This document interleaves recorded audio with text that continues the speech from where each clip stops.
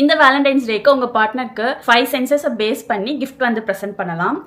First என்னன்னா சைட்டை sticky நோட்ஸ்ல quotes மாதிரி எழுதிட்டு அந்த மிரர்ல போயிட்டு ஸ்டிக் பண்ணிடணும் ஹார்ட் ஷேப்ல. ஸ்டிக்கி நோட்ஸ் வந்து அப்ப கிடைக்கல. அப்ப நான் என்ன பண்ணேன்னா கலர் பேப்பர்ஸ் இருக்கும் இல்லையா ரெட் கலர்ல, அதை வந்து கட் பண்ணிட்டு டபுள் சைட் செல்லோ டேப் வச்சுட்டு நான் வந்து என்னுடைய வார்ட்ரோப்ல வந்து ஸ்டிக் பண்ணியிருந்தேன். ரிமூவ் பண்ணவும் ரொம்ப ஈஸியா இருந்துச்சு. அது அவங்க படிக்கிறப்போ நம்ம ஒய்ஃப் நம்மளை பத்தி இப்படிலாம் திங்க் பண்றாங்களா அப்படின்னு நினைக்கிறப்போ அவங்களுக்கு ஒரு ஹாப்பியும், நமக்கு அதை பாக்குறப்போ நமக்கு ஒரு ஹாப்பியுமே கிடைக்கும்.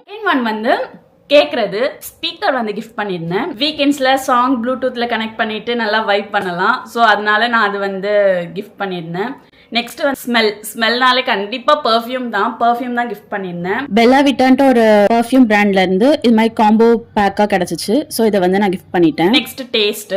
ரீசன்ட் டேஸ்ல அவங்களுக்கு பைனாப்பிள் பிடிக்கும்னு எனக்கு தெரிய வந்துச்சு. ஸோ அவங்களுக்கு பைனாப்பிள் ஃபிளேவர்ல கேக் ஆர்டர் வந்து கொடுத்துட்டேன். கேக் பைனாப்பிள் ஃப்ளேவரில் இருக்கப்போ கொஞ்சம் டிஃப்ரெண்ட்டாகவும் இருந்துச்சு, அவங்களுக்கும் ரொம்ப பிடிச்சிருந்துச்சு. ஃபைனலாக வந்து டச் தான் ஸ்லைட்ஸ் தான் வந்து வாங்கி கொடுத்துருந்தேன். அப்போ வந்து அது கொஞ்சம் ட்ரெண்டாகவும் இருந்துச்சு. இப்பயுமே அது ட்ரெண்டாக இருக்குது. நீங்களுமே வந்து ட்ரை பண்ணி பார்க்கலாம். என்னோட பார்ட்னர் அதில் க்ரேஸாக இருந்தாங்க.